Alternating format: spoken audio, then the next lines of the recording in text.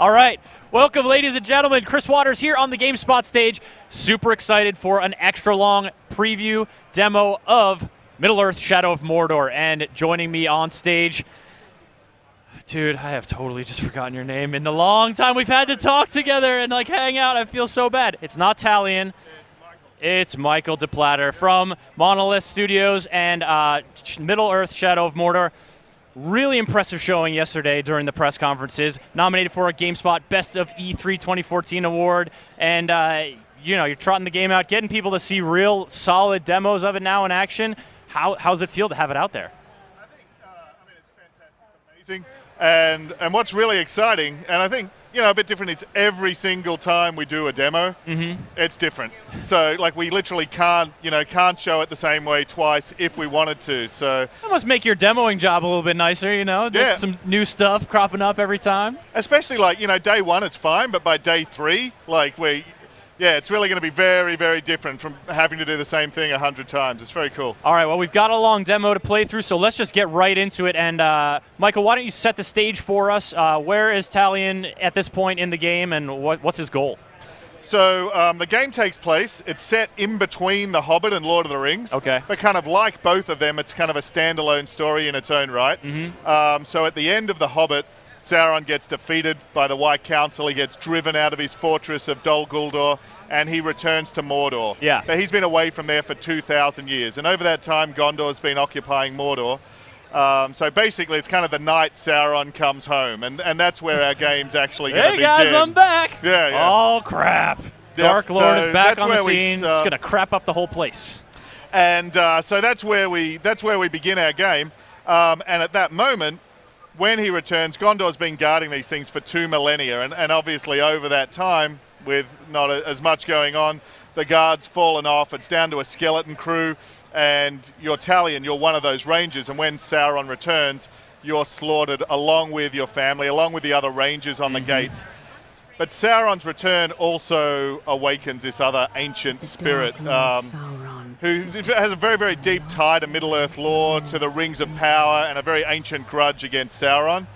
And then that spirit is awakened and resurrects Talion, and then together the two of you go deep behind enemy lines and kind of take the fight to Sauron. Back into the realm you sort of once guarded and the fortifications you once inhabited, now being turned to Sauron's use as he builds his army in Mordor. Yeah, and then, of course, 60 years later, we're going to see them as the Black Gates of Mordor. They're going to be garrisoned, but that's a long way in the future, and Sauron's got a lot of work to do to build his forces up.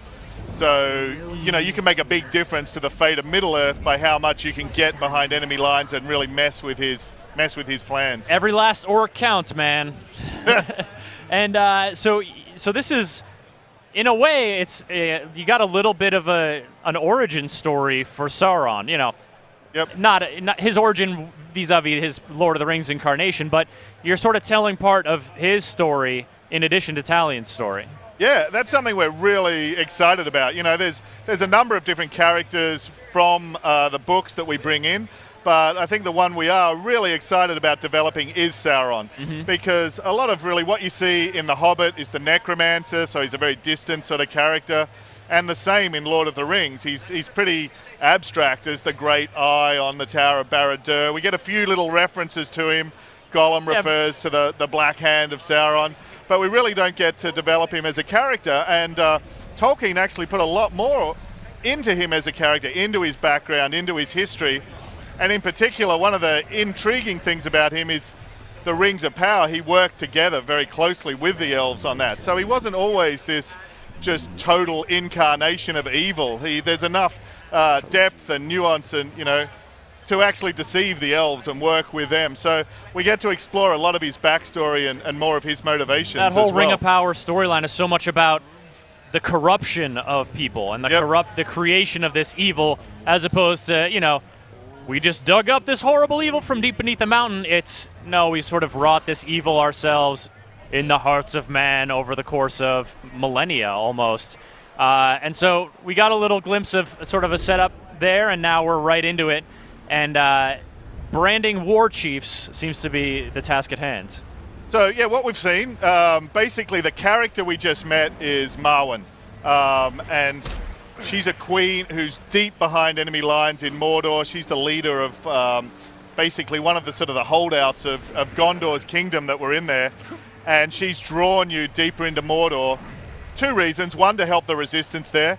And secondly, to learn more about the identity and the mysteries and the power of this wraith. And this is sort of the key to how our game works a bit, because she's given us our story objective. We can do more than just hunt down and kill and assassinate our enemies. We can bend them to our will. We can actually, make an army behind enemy lines. But kind of what's important is that how we go about doing that is going to be completely different for every play. Like, you're really free in how you approach and here that goal. Here we see one of those inflection points where you see where the player experience is going to diverge, because you got this whole rogues gallery of war chiefs, and you're picking the ones to target? Yeah, exactly. So there's 2 things. One, we're obviously shortcutting things here to show you here today. Yeah. In the real game, there's a big chance that a number of these guys that are the leaders and the war chiefs are going to be people you've met 2, 3, 4 times before. They might have started as a sort of a lowly guard as an archer on a tower, and they've fought and battled and backstabbed their way up to here. So your archvillain, your boss, can be completely unique to your game. Some of them you mightn't have met before, but they'll be different as well. But every single time you get a playthrough, they'll be different. And so, here, for example, this guy, the Executioner, it's not just them waiting in the world for you. They're out there actually living in the living world. They're hunting you as you're hunting them. They're actually going on missions. They're battling against each other to work their way up. They're gaining experience and getting more powerful as you do. Yeah, so, and that's the thing. It's partly about, we're really trying to create villains here, which is partly about making them all play differently, because they have different strengths and weaknesses, but partly about them, sort of having different personalities and identities. We're really trying to make super villains, basically. And, they have their own origin stories, all of which they have scars that you've left on them. And the thing that really pulls it together is they remember. So it's really a way of putting the player at the center of the living world, because if you've done something awesome, whether it's ruined this guy's feast or saved him from certain death at an execution or turned up on his greatest fear, whether that's a monster or whatever, he's going to remember that and respond to it, and his personality adapts to that as well. He can become either terrified or enraged by the things you've done to him. So it really plays out in a meaningful way for the gameplay. And so it's interesting, you're talking a lot about how these villains and their personalities change, but I was reading a preview we have up on GameSpot written by Randolph Ramsey when he got to play the game, and what struck me is how his sort of feeling towards the villains evolved, because you say you can encounter these guys a few times. His encounter was he got cocky. He went into a melee. This lowly orc killed him. He respawned, but when you come back into the world, time hasn't stopped. You come back into the world that thinks you're dead and that you got killed, and so that orc was promoted to captain. And so he came back and he's like, you know what, I'm going to go after that guy. And he tried to go after that guy and he blew it again, and so that orc got promoted even more. And so the nemesis building was on his side as well as in the game, and that was fascinating to me. I mean, really, there are a few inspirations for that. One is the sort of grudges you can get against another player in multiplayer. Sure. So, actually making AIs and NPCs that double down on that same feeling that you are, building up relationships with them. And secondly, that they're remembering you. We want to create the feeling that they feel like that as well. Yeah. And then also, so often, I think one of the, often one of the least fun things to do in a game is to die. Because if you die, usually what that means is, okay, you get to go back and do the same thing you just did and failed at. Yeah. Which maybe wasn't fun, maybe it was, but you've got to try that in order to proceed. And very much in a way that's in line with how we see the ring wraiths in the films and and that ability to resurrect. We wanted to turn death into an opportunity. And that works in a few ways. One, by, as you said, by killing you. That obviously gives them a lot of status. They've just taken down what is, from their point of view, the biggest villain of Mordor. So, that moves them up in Orc society. They're heroes to their mates, so they move up. But secondly, it creates that opportunity for vengeance and for you to hunt them and build your legend as well. Absolutely. Now, I want to get into sort of some of the combat mechanics we're seeing play out here, but I'm taking your questions via Twitter, folks. So tweet them to me. My handle is CTWaters. That's Waters with 2 T's. And use the hashtag GameSpotE3. Poison Monkey 1 wants to know, can you set rival or, sort of turned armies against each other in your sort of orchestrations and manipulations? Yes. So we have, basically, we didn't want to overcomplicate it. So in the sense there's really 2 factions. There's Sauron's army, and then there's the guys you bend to your will. I mean, to some extent, it's like Saruman. His way that he believes to take down Sauron is to fight force with force and to build an army of Uruk-hai in order to take on the Dark Lord. So, it's similar. So we don't have multiple sort of sub-factions within that. But once you actually dominate and bend one of these guys to your will, you can absolutely continue to increase them in power. So you can send them on missions to prove themselves. You can make them fight duels against other orcs. Once they battle all the way up to actually become a war chief, you can set rival war chiefs against each other. They'll have, large-scale battles like we see in Cirith Ungol, where they'll actually bring their own bodyguard. So you truly can build up and farm and build your army, and then ultimately take those guys that you've built and farmed up and leveled up against your ultimate enemy, which are these black captains, and they're sort of our tentpole villains, the guys that are personally responsible for your death and the death of your family at the start of the game. So it kind of escalates, but we really want to carry that through, that you build your army behind enemy lines and you really do take that against the Dark Lord. Very cool, Michael. So the overarching story, as you alluded to there, is one of vengeance. This is a revenge-fueled tale. This is not a guy trying to, he's not. His primary goal isn't preserve the last light that remains or like fight against the oncoming tide. Like that's part of it. Yep. But also, personal revenge is a huge part of that, and that's not a narrative that you see terribly often in Tolkien lore. So, I mean, how is it to sort of weave that into this world, the story you guys are writing, that revenge-fueled, plot into the greater fiction?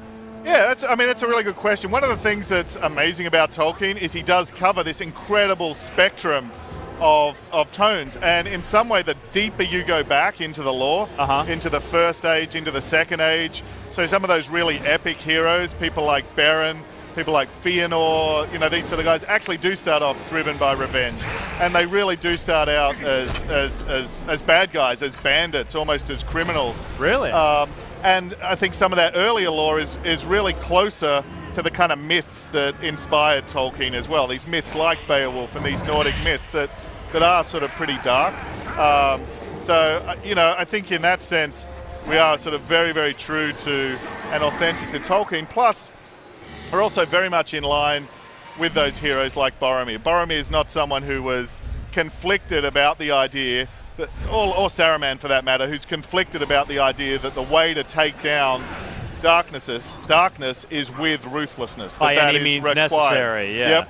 Yeah. And Tolkien's obviously pretty clear that ultimately that's not necessarily the way that you're going to win or be victorious.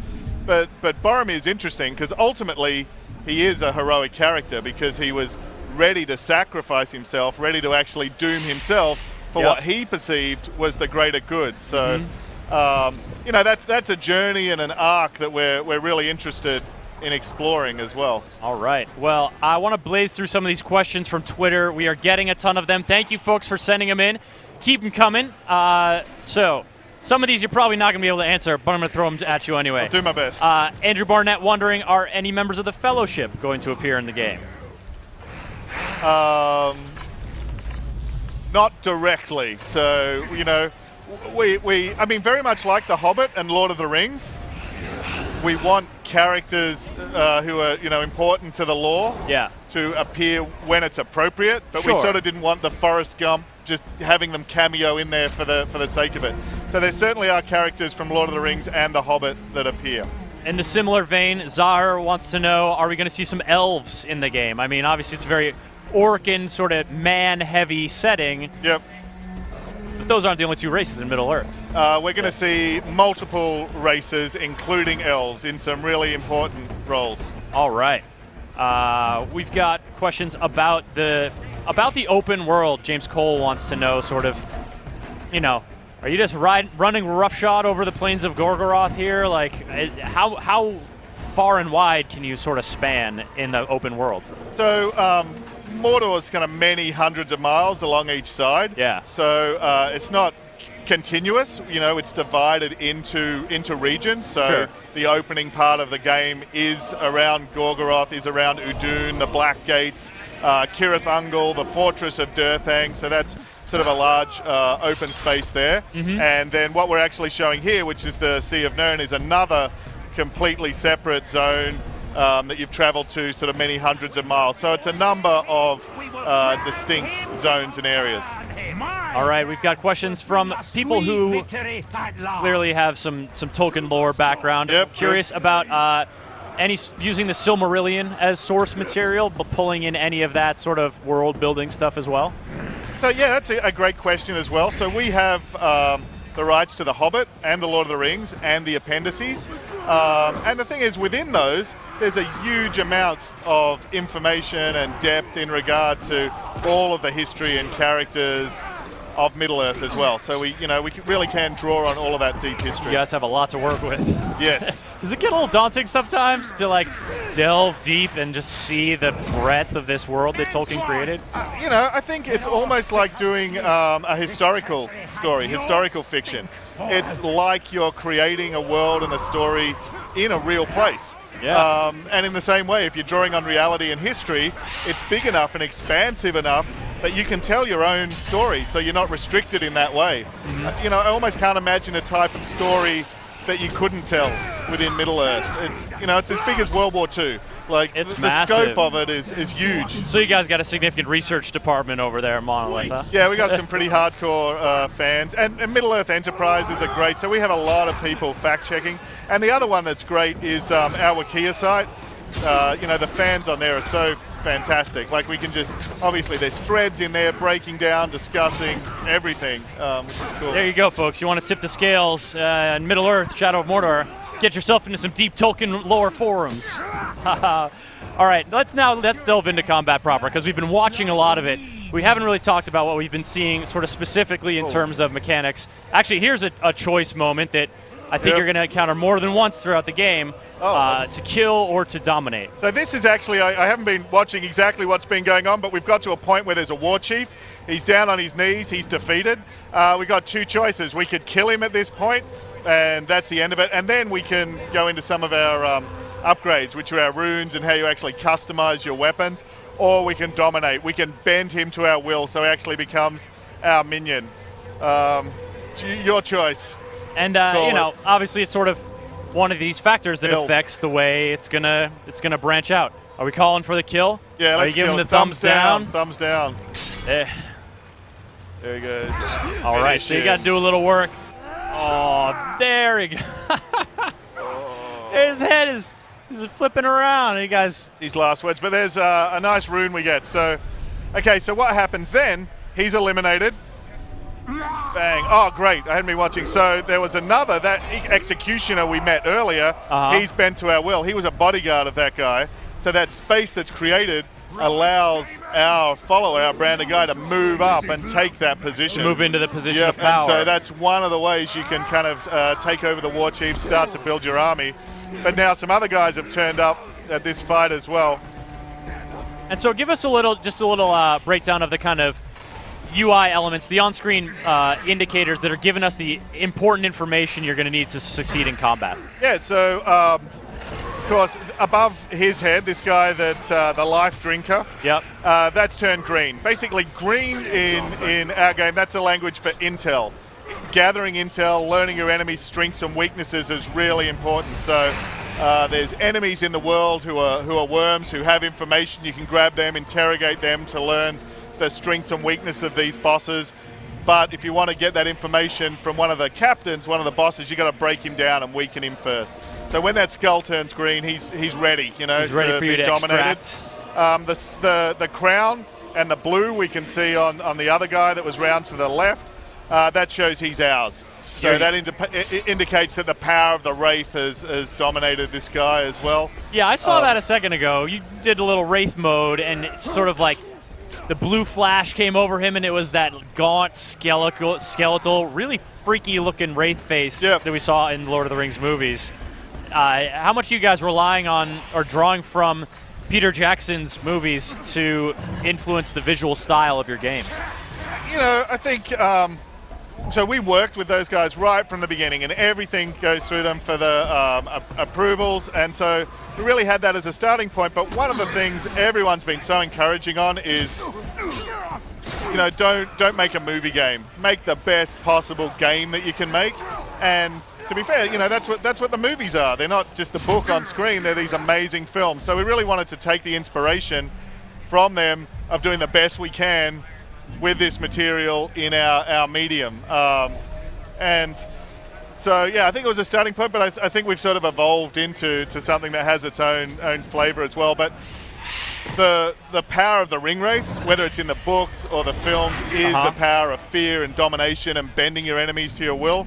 So that idea, that concept of what power means, whether it's a ring of power or whether it's the Wraith, was absolutely the influence for what sort of power we can give you as the player to build your army behind enemy lines as well. You guys didn't go the Tom Bombadil route, drawing your powers from nature and living in seclusion? Tom Bombadil's awesome. He's one of my favorite characters. He's the one guy in the whole books that gets the ring and just tosses it in the air. He's the only thing in the whole books that's outside of all of this, you know? Whatever. Even Gandalf, Galadriel, they can't even take the ring for a second, so...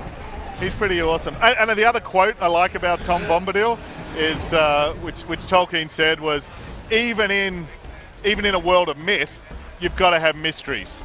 You know, you've got to do something new. You've got to surprise people, and that's really important to us as well. You can't just. It would be so inauthentic to Tolkien to just rehash things people have seen before. It's really authentic to these stories that you do introduce something new that's still consistent and authentic to the canon. Give some, you know, players people something new to discover within that world. Exactly. You know, so the Wraith, as we interpret it, it's not exactly maybe as some things have been seen before, but it's completely authentic within what's possible within the lore. And I think the more people learn about it, you know, the cooler that's going to be as well. All right, Mike, I'm going to dive into some more Twitter questions. This one I've been getting a lot from Starkiller, from Joel Evans, from any number of folks on Twitter, wondering about gameplay modes and specifically any kind of multiplayer. The campaign is single player. We're really focused on the single player experience. But in terms of kind of social play and competitive play, we have a couple of things. We have some missions called vendettas. So because your enemies that you're creating are going to be so unique to you, if one of those guys kills you, you can actually create a side mission in your friend's game. Where they can go and hunt that guy down who killed you. They can achieve vengeance for you, and if you do, you know, you both get upgrades and rewards for doing that. Oh, that's kind of a cool way to make that sort of play off that revenge plotline. Is like, avenge me, sending the Xbox message. Yeah, which is nice, and you know the showdowns will reflect that and so on. And then the other thing, our challenge mode. We've sort of got a challenge mode that's quite unique to our Nemesis system as well. So it's a bit different difficulty levels. We have a version of Sauron's army. We have some really tough war chiefs we planted in there, some captains, and then you can basically, can you clear that without dying? It's like a hardcore mode. How fast can you do it? How many points can you get? And then we have leaderboards for that challenge mode as well. Right on. So giving people a way to sort of take this combat system and take their own sort of unique character build that they've customized and really put it to work in a competitive way, you know, to sort of flaunt it over their friends, or at least try to take their friends' scores down. And of course, the ability to share videos, and now I think there's going to be so many moments of that from our game that, you know, people are going to want to show to each other and share these really unique kind of boss fights that they're only going to see in their game. Well, Michael, we're coming to the end of this demo time, and that means we have some good news and bad news. The bad news is, like, a ton of the questions people are asking about combat mechanics, about customization of your character loadout, about all those sort of stuff you guys were seeing pop up, about, you know, gaining little buffs and gaining skills.